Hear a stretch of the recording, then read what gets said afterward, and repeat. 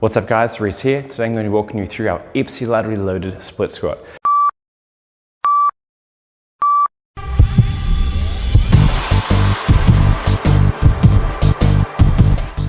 So ipsilaterally loaded just means the weight's going to be in the front side, the front hand, outside the front leg. So I have with me today a super heavy 8 kilo kettlebell. That's what I'll be using. You might have a dumbbell or you might have a kettlebell, whatever the case may be. So since it's ipsilaterally loaded, we're going to be using the same leg as the front leg as whatever hand the weight's in. So this will be my right leg. So keeping the core nice and tight.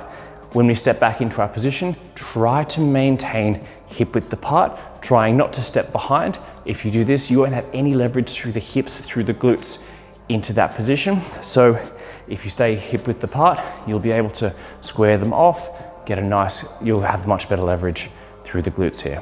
So maintaining tension through the core, we're going to lunge down smoothly over the front leg, keeping the core nice and tight. The weight is going down through this glute, down into the ground and back up. Strong and stable, down to the ground and up. With this hand, I just often have this onto my core or out to the side if I need balance, but onto my core just so I know if I'm squeezing properly or not.